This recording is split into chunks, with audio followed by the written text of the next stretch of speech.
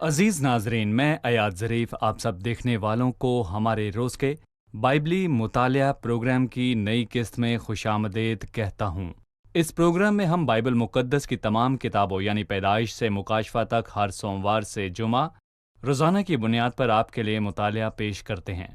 हम इस्तिस्ना की किताब का मुतालिया कर रहे हैं जो पुराने अहदनामे की 5वीं किताब है, और आज हम 15वें और 16वें बाब का मुतालिया करेंगे। पिछली किस्त में हमने उस कौम के मुतल्लिक बात की जो कि पाक और इज़्ज़तदार कौम है और जो खाने और पहनने की पाकीज़गी पर बड़ी तवज्जो देते हैं। उन्हें दयायकी भी देना पड़ती थी क्योंकि उन्हें इस बारे में बहुत कुछ सिखाया गया था। और आज की किस्त में हम छुटकारे के साल के मुतल्लिक बात करेंगे। गुलामों की रिहाई, खुदावंद के हजूर पहले फलों की कुर्बानी, फसह की ईद, हफ्तों की ईद, ईद क़याम, काजियों का मुकर्रर होना और लोगों को नसीहत के गैर माबूदों के पीछे ना जाएं, यही आज की किस्त की मरकजी बातें हैं। अपनी बाइबल खोलिए और नोट लिखिए, और अगर आपका कोई सवाल हो तो हमें ज़रूर लिख भेजिए। खुदावंद के फजल से हम इसका जवाब आपको ज़रूर देंगे। लेकिन प्रोग्राम के बाकायदा आगाज से पहले मैं खुदा के खादिम डॉक्टर एहसान को खुशामदीद कहूँगा। बहुत शुक्रिया। आप कैसे हैं? कुल ठीक हूँ। खुदा का शुक्र है। और हमारे दीगर मेहमानों को भी खुशामदीद। डॉक्टर एहसान, सबसे पहले मैं कुछ आयात पढ़ूंगा, उसके बाद मैं आपसे सवाल पूछूंगा। हर 7 साल के बाद तू छुटकारा दिया करना, और छुटकारा देने का तरीका ये हो कि अगर किसी ने अपने पड़ोसी को कुछ कर्ज दिया हो तो वो उसे छोड़ दे और अपने पड़ोसी से या अपने भाई से उसका मुतालबा ना करे, क्योंकि खुदावंद के नाम से इस छुटकारे का ऐलान हुआ है। परदेसी से तू उसका मुतालबा कर सकता है, पर जो कुछ तेरे भाई पर आता हो उसकी तरफ से दस्तबरदार हो जाना। तेरे दरमियान कोई कंगाल ना रहे, क्योंकि खुदावंद तुझको इस मुल्क में जरूर बरकत बख्शेगा जिसे खुद खुदावंद तेरा खुदा मिरास के तौर पर तुझको कब्जा करने को देता है, बशर्ते तू खुदावंद अपने खुदा की बात मानकर उस सब अहकाम पर चलने की एहतियात रखे जो मैं आज तुझको देता हूँ। क्योंकि खुदावंद तेरा खुदा जैसा उसने तुझसे वादा किया है तुझको बरकत बख्शेगा, और तू बहुत सी कौमों को कर्ज देगा, पर तुझको उनसे कर्ज लेना ना पड़ेगा, और तू बहुत सी कौमों पर हुक्मरानी करेगा, पर वो तुझ पर हुक्मरानी करने ना पाएंगे। जो मुल्क खुदावंद तेरा खुदा तुझको देता है, अगर उसमें कहीं तेरे फाटकों के अंदर तेरे भाइयों में से कोई मुफलिस हो तो तू अपने उस मुफलिस भाई की तरफ से ना अपना दिल सख्त करना और ना अपनी मुट्ठी बंद कर लेना, बल्कि उसकी एहतियाज रफा करने को जो चीज उसे दरकार हो उसके लिए तू जरूर फराखदस्ती से उसे कर्ज देना। खबरदार रहना कि तेरे दिल में ये बुरा ख्याल ना गुजरने पाए कि 7वां साल जो कि छुटकारे का साल है नजदीक है, और तेरे मुफलिस भाई की तरफ से तेरी नजर बद हो जाए और तू उसे कुछ ना दे और वो तेरे खिलाफ खुदावंद से फरियाद करे और यह तेरे लिए गुनाह ठहरे, बल्कि तुझको उसे जरूर देना होगा और उसको देते वक्त तेरे दिल को बुरा भी ना लगे, इसलिए कि ऐसी बात के सबब से खुदावंद तेरा खुदा तेरे सब कामों में और सब मामलों में जिनको तू अपने हाथ में लेगा तुझको बरकत बख्शेगा। और चूंकि मुल्क में कंगाल सदा पाए जाएंगे, इसलिए मैं तुझको हुक्म करता हूं कि तू अपने मुल्क में अपने भाई यानी कंगालों और मोहताजों के लिए अपनी मुट्ठी खुली रखना। ये अल्फाज जो खुदा के लोगों का अपने भाइयों के साथ है, खासकर गरीब भाइयों के साथ, और ये उनकी हौसला अफजाई करता और देने और बांटने की नसीहत करता है। आप हमें इसके बारे में बताइए। उन लोगों के हवाले से एक इलाही सोच है जो खुदा की पैरवी करते हैं, जिसका खुलासा इस आयत में मिलता है जो अभी आपने पढ़ी। उस मुल्क से कभी गरीब खत्म ना होंगे, उस मुल्क में हमेशा गरीब रहेंगे। फिर आपका क्या काम है? तो अपने मुल्क में अपने भाइयों यानी कंगालों और मोहताजों के लिए अपनी मुट्ठी खोले रखना। जो इन हदायत पर अमल करेगा वही ऐसा करेगा। और यह हिस्सा बड़ी जबरदस्त बात पर रोशनी डालता है जो कि छुटकारे का साल है, जैसा कि हमने पढ़ा। मतलब वो साल जिसमें अगर कोई कर्ज तले हो तो वो रिहा किया जाएगा। सही। एक शख्स जो कर्ज तले है और वो कर्ज अदा करने के काबिल बिल्कुल भी नहीं, वो रिहाई पाएगा, लेकिन 2 शराइत हैं, वो तेरा भाई हो ना कि परदेसी, और वो गरीब हो। यहाँ 2 शराइत हैं, वो तेरा भाई हो और गरीब हो और कर्ज अदा ना कर सकता हो, और 7वें साल तक ऐसा ही रहेगा। तो इस साल वो अपने कर्ज से मुकम्मल रिहाई पाएगा। जो कोई भी कर्ज के तले हो वो छुटकारे के साल में आजाद किया जाएगा, जो कि 7वां साल है। दूसरा ये कि इस बात के नताइज हैं, और ये इस मामले की सबसे अच्छी बात है अगर आप अपने गरीब भाई के साथ ऐसा करते हैं, बशर्ते कि तो खुदावंद अपने खुदा की बात मानकर उन सब अहकामों पर चलने की एहतियात रखे जो मैं तुझे देता हूँ। کیونکہ خدا تیرا خدا جیسا اس نے تجھ سے وعدہ کیا تجھ کو برکت بخشے گا. اور دوسری بات، تو بہت سی قوموں کو قرض دے گا لیکن تجھے ان سے قرض لینا نہ پڑے گا، مطلب تو قرض کے نیچے نہ ہوگا، باقی قرض تلے ہوں گے. تیسری بات، تو بہت ساری قوموں پر حکمرانی کرے گا پر وہ تجھ پر حکمرانی نہ کریں گے. تاکہ تو سر ٹھہرے نہ کہ دم. یہ وہ برکات ہیں جو شریعت کی پابندی کے اور غریبوں کو ان کے قرض سے رہائی کے باعث ملتی ہیں، جس میں وہ 7 سال سے گرفتار ہیں. اور پھر وہ کہتا ہے تو اپنے غریب بھائی کی طرف سے اپنے دل کو سخت نہ کرنا. اور دوسری بات، میرے دل میں یہ برا خیال آ سکتا ہے، ایک آدمی مجھے قرض سے لینے آیا ہے اور چھٹکارے کا سال نزدیک ہے، مطلب چھٹکارے کے سال میں 1 سال باقی ہے، اور اگر اس نے مجھے ادائیگی نہ کی تو مجھے اسے معاف کرنا پڑے گا. کبھی ایسا نہ کرنا جو تمہیں اس وقت کچھ نہ دے اور سال کے اختتام کا انتظار کرنے پر مجبور انسانی کر دے. چالاکی. انسانی دل کے برے خیالات، اسی لیے یہاں پر برے خیال جیسے لفظ کا استعمال کیا گیا ہے. اور یہاں پر خداوند انسان کے دل کو دیکھتا ہے کہ انسان کا دل کیسا ہے اور خدا کا دل کیسا ہے. صحیح. انعام ان کا ہے جو خدا کے دل جیسی خوبیاں رکھتے ہیں. تو غریبوں کی طرف سے اپنے دل کو بند نہ کرنا، کیونکہ خدا غریبوں کی فکر کرتا ہے. لہٰذا دیں اور واپس ملنے کا انتظار نہ کریں. بالکل. ہمیں اپنے بھائیوں کو نئے عہد نامے کی روشنی میں دینا ہے، کیونکہ سب ایماندار خدا کا گھرانہ ہیں. لیکن صحیح. اگر کوئی اپنے بھائی کو ضرورت میں دے کر اپنے دل کو بند کر لیتا ہے صحیح. تو ہمیں اپنے بھائیوں کو دینا ہے اور ان کے واپس لوٹنے کا صحیح. انتظار نہیں کرنا کہ وہ ہمیں واپس کریں گے. شکریہ. ہم ایک چھوٹے سے وقفے کے بعد دوبارہ حاضر ہوں گے.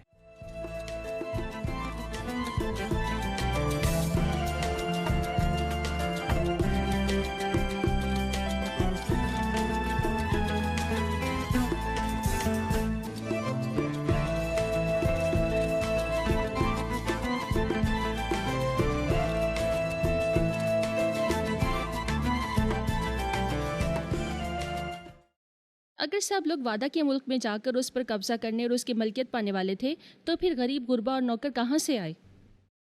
جی. یہ وہ باتیں ہیں جو گناہ کے نتیجے میں ہوئیں، اور یہ تب تک ہوتا رہے گا جب تک دنیا رہے گی. اور یہ پہلا نکتہ ہے. دوسرا نکتہ، دنیا میں خاص ترتیب ہے. جیسا کہ ہم چھٹکارے کے سال کے آخری حصے میں پڑھتے ہیں، خدا کہتا ہے چونکہ ملک میں کنگال سدا پائے جائیں گے. ایسا کیوں؟ کیا اس ملک میں پہنچنے کے بعد کیا انہیں اپنا حصہ نہ ملا؟ اور ایسا بھی ہو سکتا ہے کہ انہوں نے خرچ کر لیا ہو، اسے ڈھنگ سے استعمال نہ کیا ہو، اس کو غلط طور پر استعمال کیا ہو. لوگوں کا برتاؤ مختلف ہوتا ہے، اور یہ بھی ہو سکتا ہے کہ کوئی برا برتاؤ کرے اور پیسہ برباد کر دے، اور ہو سکتا ہے کوئی بامقصد سوچ رکھتا ہو. وہ جنہوں نے اچھا برتاؤ نہیں کیا، کیا وہ غریب ہو گئے اور مالک سے غلام بن گئے؟ لیکن یہ وہ ترتیب نہیں جو خدا نے مقرر کی، لیکن یہ وہ گناہ کا سلسلہ ہے جس نے مختلف سطح پر فاصلے قائم کر دیے. کیا اس کا اطلاق ہم روحانی برکتوں کے معاملے میں کر سکتے ہیں؟ وارث ہم سب ہیں، لیکن ہم میں سے ہر کوئی اپنی برکتوں کا لطف اٹھانے کے لائق نہیں ہے. جہاں تک روحانی پہلو کی روحانی بات طور ہے، پر ہم جی سب میراث میں برابر کے شریک ہیں. جی مگر ایک ایماندار وارث کا لطف اٹھانے اور خداوند میں خوشی منانے کے لائق ہے. وہ حقیقی طور پر خوش ہے، جبکہ دوسرا غربت کی زندگی گزار رہا ہے. اس طور پہ غمگین رہنا کہ وہ خداوند میں خوش نہیں ہو سکتا، گویا اس کا خداوند میں کچھ بخرا نہیں، وہ خداوند کو ابا کہہ کر اس سے مخاطب نہیں ہو سکتا. میرے خدا اے باپ، اس کا مطلب ہے کہ پاکرو جو اس کے اندر ہے رنجیدہ ہے، لہٰذا وہ غربت کی حالت میں ہے. صحیح. جی. اور یہاں علمی طور پر بات کریں تو ایک انسان سست ہو سکتا ہے، اسے اپنی زمین میں بیج بونا ہے، وہ ایسا نہیں کرتا اور نتیجہ یہ ہے کہ وہ پھل حاصل حالانکہ وہ نہیں وارث کرتا، ہے. حالانکہ وہ وارث جی. ہے اور اس کا میراث پہ حق ہے. سو ہم 2 الفاظ میں فرق کر سکتے ہیں، وراثت اور ملکیت میں فرق ہے. مثلا میں ایک وارث ہوں، میرے پاس اس کو ثابت کرنے کے تمام قانونی دستاویزات موجود ہیں، لیکن میں زمین کے اس ٹکڑے کو نظر انداز کرتا ہوں. میں نے اس میں بیج نہیں بویا، سو چند دشمنوں نے آ کر اپنے ہاتھ اس میں جما لیا، وہاں کانٹے اور اونٹ کٹا رہے ہیں.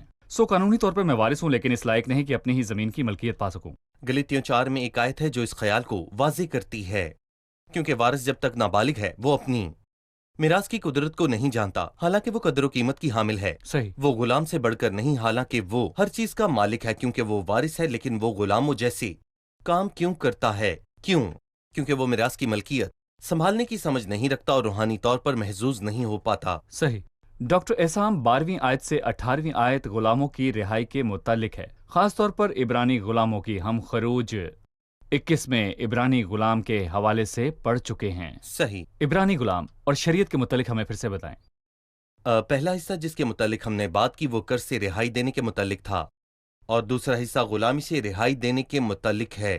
گویا خدا ہمیں شروعات سے یہ یاد دلاتا ہے ہمارے برے برتاؤ کی وجہ سے غلامی اور قرض جنم لیتا ہے، اور یہاں کلام کہتا ہے تیرا بھائی تیرے آگے غلام کے طور پر بیچا جائے تو وہ 6 سال تیری خدمت کرے اور پھر 7ویں سال اسے آزاد جانے دینا۔ خداوند یہاں پر یہ کہتا ہے کہ اگر تو اسے آزاد کر کے اپنے پاس سے رخصت کرے تو اسے مشکل میں نہ ڈالنا، کیونکہ اس نے 2 مزدوروں کے برابر 6 سال تیری خدمت کی۔ اس لیے یہ کافی ہے کہ اس نے 6 سال تیری خدمت کی اور 7ویں برس وہ آزاد کیا جائے، اور نہ صرف یہ بلکہ تو خداوند کے دیے ہوئے میں سے اسے کچھ دینا، خالی ہاتھ نہ بھیجنا۔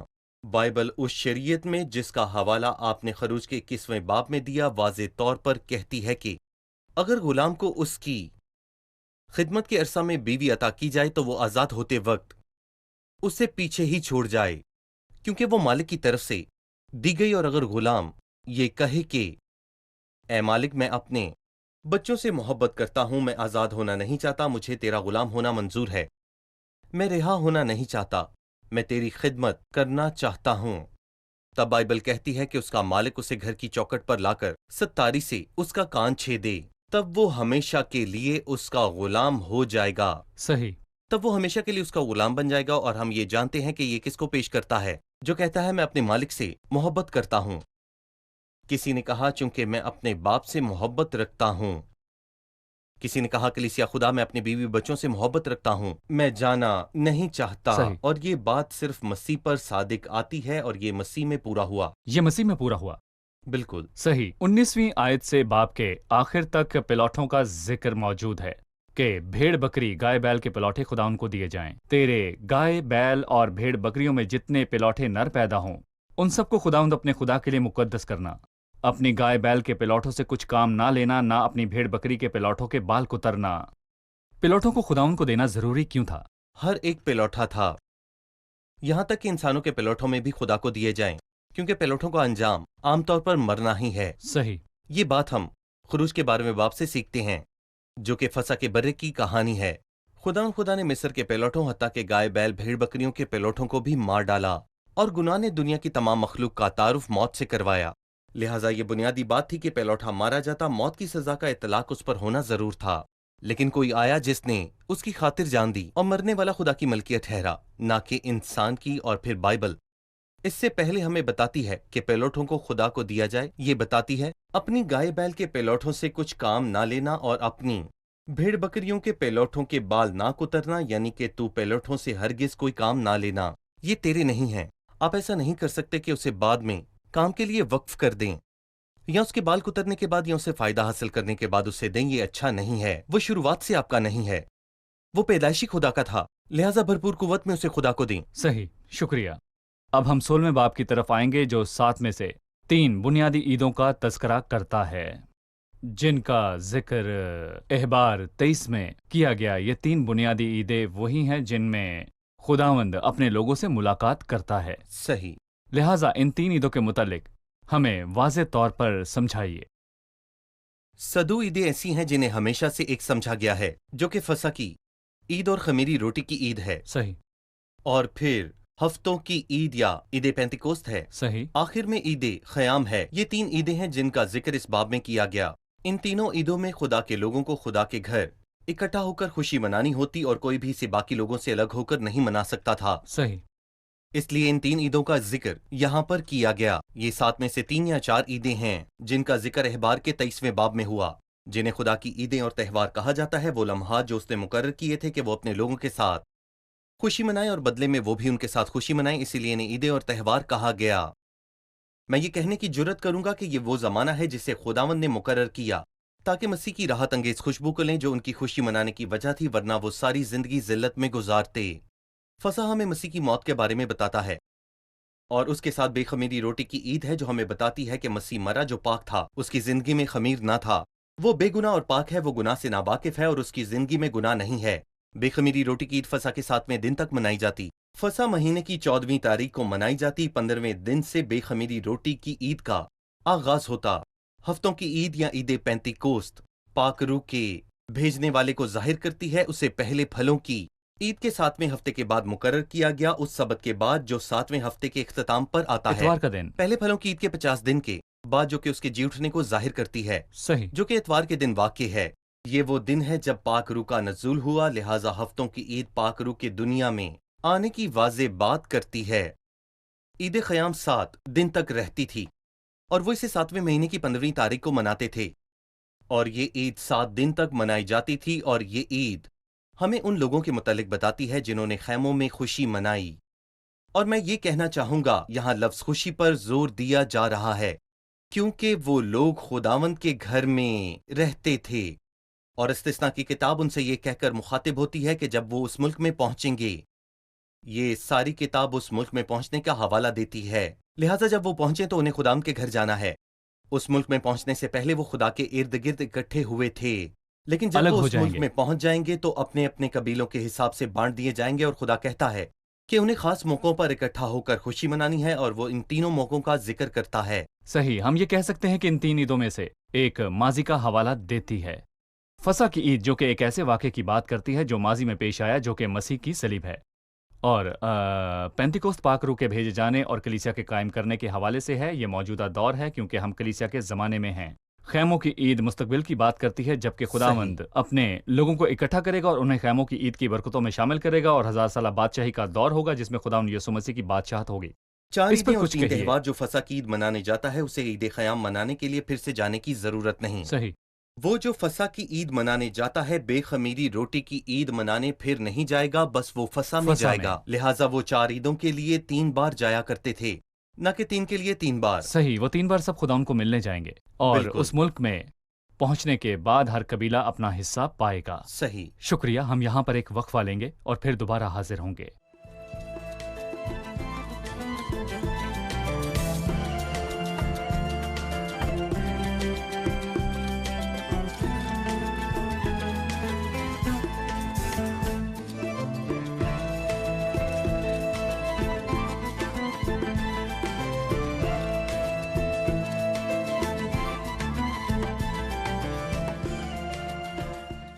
نئے عہد نامے میں خداوند نے خود تقریباً 3.25 سال تک خدمت کی۔ اس کی خدمت کے ان برسوں میں ہم نے فسح کے متعلق سنا، لیکن ہم نے کبھی بھی ہفتوں کی عید یا عید خیام کے متعلق نہیں سنا۔ ڈاکٹر احسام، پینتیکوست کا تذکرہ چاروں اناجیل میں کیوں نہیں ہے؟ جی، مسیح نے صلیب پر جانے سے پہلے فسح کو منایا، اور فسح کے بارے میں بہت کچھ لکھا ہے۔ یوحنا 7 میں ہم خیموں کی عید کے بارے میں پڑھتے ہیں، جہاں لکھا ہے، میں عید منانے جاتا ہوں، اور عید کے آخری دن عید خیام تھی۔ یہاں ان 2 عیدوں کا حوالہ ہے، لیکن عید پینتیکوست کا کوئی حوالہ نہیں۔ کیوں؟ کیونکہ عید پینتیکوست کا تعلق کلیسیا کے قیام سے ہے۔ جب مسیح دنیا میں تھا تو کلیسیا کا وجود نہیں تھا، لہٰذا اناجیل مسیح کی زندگی اور موت پہ روشنی ڈالتی ہیں۔ یہ وہ 2 باتیں ہیں جن کے مطابق مسیح نے بتایا وہ اپنوں میں آیا، وہ اس مسیحا کے طور پر آیا جو ان پر حکومت کرے گا۔ یہ خیموں کی عید ہے۔ صحیح، یہ خوشخبری سے آگے کا مقصد تھا۔ متی میں ہم بہت بار پڑھتے ہیں کہ وہ اپنوں میں آیا تاکہ ان سے بات کرے۔ وہ مسیحا کا انتظار کر رہے تھے کہ وہ ان پر حکومت کرے، سو وہ ان کے لیے آیا کہ وہ اس کے اپنے تھے، اور وہ اس مسیحا کا انتظار کر رہے تھے جو ان پر حکومت کرے گا۔ یہ خیموں کی عید ہے، لیکن اپنوں نے اسے قبول نہ کیا۔ سو اناجیل کا مقصد مسیح کی زندگی اور موت کا بیان تھا، اس کے ساتھ ساتھ یہ بھی کہ اس کے آنے پر لوگوں نے کیا برتاؤ کیا۔ یہ خیموں کی عید ہے، اور اعمال کی کتاب ہمیں مسیح کے آسمان پر جانے اور بیٹھنے کے متعلق بتاتی ہے۔ لہٰذا اناجیل پاک روح کے نزول کے متعلق اتنی بات نہیں کرتی جتنا کہ مسیح کے صلیبی کام کے متعلق۔ اس کی زندگی اور ذات کے متعلق۔ اس سے پہلے کہ ہم عیدوں کے متعلق اپنی بات کا اختتام کریں، میں چاہوں گا کہ فسح کے متعلق جو آخری بات کی گئی کہ تو اس میں کوئی کام نہ کرنا، اگر خدا کام کرے گا تو آپ کو کچھ نہیں کرنا۔ اگر میں مسیح کی صلیب کی بات کروں تو بالکل۔ مجھے جاننے کی ضرورت ہے کہ خداوند ہی ہے جس نے یہ کیا۔ کیا مجھے اس کے کام کے بعد کچھ کرنے کی ضرورت ہے تاکہ میں نجات پاؤں؟ دیکھیں، جو کچھ میں کروں وہ بیکار ہے۔ اور بھائی، میں یہاں پر یہ بھی پوچھنا چاہوں گا کہ شریعت میں رہتے ہوئے انسان نے آخر کیا کیا؟ اس نے شریعت کو توڑا۔ اس کے پاس زندگی اور موت چننے کا موقع تھا، اس نے زندگی کو چنا، اس نے موت کو چنا تھا۔ سو نجات کی خاطر انسان کا کچھ کرنا بائبل میں نہیں ملتا۔ کیوں؟ بائبل میں اس کا ذکر نہیں، ورنہ مسیح کے آنے اور صلیب پر مرنے کا مقصد نہ تھا۔ صحیح۔ در حقیقت مسیح کیوں آیا؟ انسان کی لاچاری کے باعث، کیونکہ وہ خود کو بچا نہیں سکتا تھا۔ نہ وہ خود کو بچا سکتا تھا اور نہ خود کو گناہ سے رہائی دے سکتا تھا، اس لیے یہ صرف خدا کا کام تھا۔ سو مسیح کی قربانی کامل ہے۔ اور مجھے اس کے آگے بے گناہ ٹھہرنے کے لیے کچھ کرنے کی ضرورت نہیں۔ صحیح، لیکن ایمال کا کردار خاص مقام پر آتا ہے، ورنہ کون سوچے گا ہم نفی کر رہے ہیں۔ لیکن خدا سے پیدا ہونے کے باعث نیک اعمال اسی وقت جنم لیتے ہیں، اور خدا پر ایمان لانے کے بعد ایمان لیکن کے ایمان لانے کے نتیجے بعد میں اگر آپ بیج نہیں بوتے سو آپ پھل کو ہرگز نہیں پاتے۔ سو ان میں اول کیا ہے؟ کیا ہم پہلے پھل پاتے ہیں اور پھر بیج بوتے ہیں، یا بیج بو کر مجھے پھل ایمان پاتے لانا ہیں؟ ہے تاکہ میں نیک ایمال کرنے کے قابل ہو سکوں۔ ہم مسیح یسوع میں بالکل۔ نیک ایمال کے واسطے مخلوق ہوئے، نیک ایمال کے وسیلے نہیں بلکہ نیک نیک ایمال اعمال کے کے واسطے۔ بالکل۔ ایمان صحیح۔ کا فطری نتیجہ انسان کی پاکیزہ زندگی ہے، یہ لازمی ہے۔ ٹھیک ہے، شکریہ۔ عیدوں کے متعلق ہم بات کر چکے، اب ہم قاضیوں کے مقرر کرنے والے حصے کے متعلق بات کریں گے جو 18ویں آیت سے 20ویں آیت کے درمیان ہے۔ ضرور۔ تو اپنے قبیلوں کی سب بستیوں میں جن کو خداوند تیرا خدا تجھ کو دے قاضی اور حاکم مقرر کرنا جو صداقت سے لوگوں کی عدالت کریں۔ تو انصاف کا خون نہ کرنا، تو نہ کسی کی روح رعایت کرنا اور نہ رشوت لینا، کیونکہ رشوت دانشمند کی آنکھوں کو اندھا کر دیتی ہے اور صادق کی باتوں کو پلٹ دیتی ہے۔ جو کچھ بالکل حق ہے تو اسی کی پیروی کرنا تاکہ تو جیتا رہے اور اس ملک کا مالک بن جائے جو خداوند تیرا خدا تجھ کو دیتا ہے۔ جھگڑوں کا فیصلہ کرنے کے لیے قاضیوں کو کیوں ہونا چاہیے تھا؟ انہیں اپنا کام کس طرح کرنا چاہیے تھا؟ یہ قاضی دروازوں پر تھے اور ہر گاؤں میں موجود تھے، شہر کے ہر دروازوں پر، شہر جیسا کے کہ دروازوں پہ۔ بعد میں ہم پڑھتے ہیں ان قاضیوں کے متعلق جو خدام کے گھر میں ہوں گے اور پیچیدہ معاملات پر غور ہوگا۔ اگر دروازوں پر بیٹھے قاضی انصاف نہ کریں تو یہ لوگ ان کے پاس جا سکتے ہیں، جیسا کہ آپ نے پہلے بات کی کہ غربت غلامی کیوں ہوگی؟ گناہ کی ہی وجہ ان سے۔ کی اصل وجہ ہے، اور گناہی کی وجہ سے یہ لڑائیاں اور جھگڑے ہیں۔ یہ لڑائی جھگڑا کیوں ہے؟ لڑائی جھگڑا کیوں ہے؟ کیا اس کی وجہ غصہ، یا پھر اس کی وجہ لالچ ہے؟ ان میں کچھ بھی ہو سکتا ہے۔ کیا کوئی ہے جو ان حدوں کو بدلنے کی کوشش کرے؟ خدا نے کہا ان حدوں کو نہ بدلنا۔ یہ ظاہر ہے کہ کچھ لوگ لالچ کرتے ہیں اور ان حدوں کو بدلنے کی کوشش کرتے ہیں۔ اس نے ایسا کرنے سے منع کیا، اور ہم بعد میں دیکھیں گے وہاں قتل ہوا۔ کیا وہاں بغاوت ہوئی؟ جی ہاں ہوئی۔ لہٰذا یہ ایسے معاملات ہیں جن میں آخری فیصلے کی ضرورت ہے۔ ایسا کون کر سکتا ہے؟ کوئی بھی کر سکتا ہے، اور یہ بڑی تربیت کو ظاہر کرتا ہے جو خدا نے ہمارے لیے مقرر کی۔ مثلاً اگر کوئی مجھے لوٹ لیتا ہے اور گلی میں جانے سے پہلے مجھے مارنے کی کوشش کرتا ہے، کیا میرے پاس حق ہے کہ میں اس کے خلاف 2 سال کی قید کا فیصلہ سناؤں؟ میں مار پڑنے پر ایسا نہیں کر سکتا ہوں۔ خدا نے قاضیوں کو مقرر کیا جنہوں نے فیصلہ شریعت کے مطابق ہی سنایا۔ یہاں کلام قاضیوں اور حاکموں کی بات کرتا ہے جنہیں لوگوں کو سکھانے کے لیے مقرر کیا گیا۔ وہ لوگوں کو سکھاتے تھے کہ کیا کرنا ہے، اس کے ساتھ وہ اس معاملے کا انصاف بھی کیا کرتے تھے جن کے 2 فریقین میں کسی قسم کا کوئی نتیجہ نہ نکل رہا ہو۔ آپ غور کریں کہ دنیا میں ساری مشکلات گناہ کے باعث آئیں، اسی لیے خدا کے قانون کی ضرورت تھی تاکہ ان جھگڑوں کو سلجھایا جا سکے جو پہلے سے موجود تھے۔ اور بائبل ہمیں بتاتی ہے کہ ان قاضیوں کے اندر کچھ خاص خصوصیات ہونی چاہیے۔ وہ بھی انسان ہیں، صحیح۔ وہ بھی غلطیاں کر سکتے ہیں۔ وہ نہ صرف غلط صحیح کا فیصلہ کر سکتے تھے بلکہ خود بھی غلطی کر سکتے تھے۔ ٹھیک ہے، یہ قدیم لوگوں کے ساتھ ہوا۔ ہر شہر اور ہر دروازے کے لیے قاضی مقرر کیے گئے تھے۔ آج ہمارے لیے کلیسیائی دور میں کیا ہے؟ کبھی کبھار جھگڑے سامنے آ جاتے ہیں۔ بائبل کا کوئی حوالہ یا کوئی ایسا واقعہ دیکھنا چاہتا ہوں جو ہمیں یہ بتائے کہ ایسے میں ہمیں کیا کرنا چاہیے۔ ڈاکٹر اسام، ہمیں یہ بھی بتائیے کہ کیا ہم کسی کے پاس انصاف کی خاطر جا سکتے ہیں؟ جی۔ شروع میں کہنا چاہوں گا کہ دنیا میں ایک انصاف کا نظام ہے۔ جس دنیا میں ہم رہتے ہیں اس میں ایک انصاف کا نظام ہے صحیح۔ جو لوگوں کا انصاف کرتا ہے۔ خدا نے اختیار بخشا ہے، خدا نے مقرر کیا۔ اور بائبل ہمیں کہتی ہے کہ ہمیں ان کے تابع رہنا ہے کیونکہ انہیں خدا نے ہی مقرر کیا ہے، اور انسان ہوتے ہوئے ہمیں ان کے تابع رہنا ہے۔ اور اگر چرچ میں 2 لوگوں کا جھگڑا ہو جائے تو وہ کیا کریں؟ پالوس پہلے کرنتھیوں کے 6 باب میں اس مسئلے پر بات کرتا ہے اور کہتا ہے یہ مناسب نہیں کہ ایماندار ایک دوسرے کو عدالتوں میں گھسیٹتے پھریں۔ خدا ان عدالتوں میں نہیں، عدالتیں لوگوں کے لیے ہیں۔ کسی کے پاس بھی آپ کے خلاف مقدمہ درج کرنے کا پورا حق ہے، اور آپ کے پاس حق ہے کہ آپ اعلیٰ سے رجوع کریں جسے خدا نے کھڑا کیا ہے تاکہ آپ کو کوئی دکھ نہ پہنچا پائے۔ یا تو آپ یہ فیصلہ کر سکتے ہیں کہ آپ کے ساتھ ناانصافی ہوتی رہے، یا آپ اعلیٰ ترین سے رجوع کر سکتے ہیں۔ ایسا کرنا آپ کا حق ہے، لیکن یہ کب ہوگا؟ جب آپ بھائیوں سے جھگڑیں گے۔ کیا آپ نہیں جانتے کہ فرشتوں کا انصاف آپ ہی کو کرنا ہے، اور آپ کا خدا کے ساتھ وہ رشتہ ہے جو دنیا کے لوگ سمجھ نہیں پائیں گے۔ دنیا حقوق سے دستبردار ہونا نہیں سمجھتی۔ مثلاً دنیا ایک شخص کو اس کے حقوق دے کر اسے انصاف دے سکتی ہے، لیکن مسیحت میں اپنے حقوق سے دستبردار ہو جانے کے نظریے کو شائستگی کہتے ہیں، جس سے ہم آپس کے جھگڑوں کو سلجھانے میں مدد لے سکتے ہیں۔ اگر میرا بھائی میرا گناہ کرتا ہے تو میں کیا کروں؟ جا اور خلوت میں اس کا گناہ اسے بتاؤ، اور اگر اس سے کام نہ بنے تو ایک دو بزرگ اپنے ساتھ لے جا، صحیح۔ تاکہ وہ انصاف کریں، اور وہ بزرگ جن کو خدا نے کلیسیا میں کھڑا کیا ہے تاکہ وہ ایمانداروں کے صحیح۔ بیچ جا کر جھگڑوں کو سلجھانے میں مدد کریں۔ پھر ایک اعلیٰ ترین اختیار ہے جو انصاف کرتا ہے۔ اگر وہ بات نہ مانے تو کلیسیا کو بتا۔ میں ایک بات میں آپ کی اجازت چاہوں گا کیونکہ یہ ایک اہم موضوع ہے اور کلیسیا کے بہت سارے پہلوؤں سے جڑا ہے، ہم اسے تفصیل سے دیکھنا چاہتے ہیں۔ کیا یہ ممکن ہے؟ کیونکہ اگلا باب 17واں باب ہے، ہم ایک بار پھر سے اس موضوع پر غور کریں گے اور دیکھیں گے کہ خدا کی کلیسیا میں جھگڑوں کو کس طرح حل کیا جاتا ہے۔ جی ڈاکٹر احسام۔ اس کے پیچھے عدالتی نظام ہے۔ صحیح، اس مسئلے پر ہم اگلی قسط میں ضرور بات کریں گے۔ شکریہ، ہمارے پروگرام کا وقت ختم ہوا جاتا ہے۔ آئیے مہمانوں سے رائے جانتے ہیں۔ آج کے پروگرام میں آپ نے کیا سیکھا؟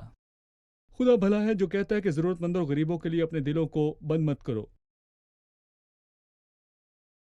جی ہاں، ہم سب کا میراث میں برابر کا حصہ ہے، کیونکہ ہم سب نے ایک جیسی میراث پائی۔ لیکن کوئی غریب ہے اس لیے کہ جو خداوند میں اس کا ہے وہ اس کو سمجھاتا یا اس کا لطف نہیں اٹھاتا۔ ہمارا اپنے حقوق کو نہ سمجھنا انہیں ختم یا غائب کرنا نہیں ہے۔ ہم نے عبرانی غلام کی شریعت کے بارے میں سیکھا جو مسیح کے سوا کسی پر پوری نہیں ہوتی، جس نے کہا میں اپنے ملک سے محبت رکھتا ہوں، اپنی دلہن سے، اپنے بچوں سے، میں آزاد ہو کر جانا نہیں چاہتا۔ شکریہ، خدا آپ کو برکت دے۔ ڈاکٹر احسام، آپ کا خدا بھی آپ کو شکریہ۔ برکت دے۔ عزیز ناظرین، آج کی قسط میں ہم نے چھٹکارے کے سال اور غریبوں اور غلاموں کی رہائی کے متعلق سیکھا۔ ہم نے یہ بھی سیکھا کہ خدا اپنے تمام لوگوں کو ملک میں لے کر جانا چاہتا تھا اور اس کا ارادہ تھا کہ کوئی بھی غریب یا غلام نہ ہو، سب لوگ ملک میں داخل ہوں اور میراث کا لطف اٹھائیں۔ لیکن کچھ لوگوں نے عقل مندی نہ کی، سو انہوں نے اپنا حصہ ضائع کر دیا اور غریب ہو گئے، یہاں تک کہ انہوں نے خود کو قرض دار بنایا اور غلام ہو گئے۔ اس کا علاج صرف اس کے پاس تھا جو آسمان سے آیا، وہ جس نے امیر ہوتے ہوئے غریبی کو قبول کیا، وہ جس نے خداوند ہوتے ہوئے غلام ہونے کو قبول کیا۔ کیونکہ تم ہمارے خداوند یسوع مسیح کے فضل کو جانتے ہو کہ وہ اگرچہ دولت مند تھا مگر تمہاری خاطر غریب بن گیا، تاکہ تم اس کی غریبی کے سبب سے دولت مند بن جاؤ، بلکہ اپنے آپ کو خالی کر دیا اور خادم کی صورت اختیار کی اور انسانوں کے مشابہ ہو گیا اور انسانی شکل میں ظاہر ہو کر اپنے آپ کو پست کر دیا اور یہاں تک فرمانبردار رہا کہ صلیبی موت گوارا کی۔ غریبوں اور غلاموں کے مسائل کا حل مسیح یسوع کی ذات میں ہے، جو غریب بنا، جس نے خادم کی سی صورت اختیار کی اور صلیبی موت گوارا کی۔ عزیز ناظرین، آپ غربت کے مارے ہو سکتے ہیں یا آپ کی زندگی میں غلامی ہو سکتی ہے، آپ کے مسائل کا حل مسیح یسوع ہے۔ سو اگر بیٹا آپ کو آزاد کرے تو پھر آپ واقعتاً آزاد ہیں۔ اگلے پروگرام میں آپ سے پھر ملاقات ہوگی۔ خدا آپ سب کو برکت دے۔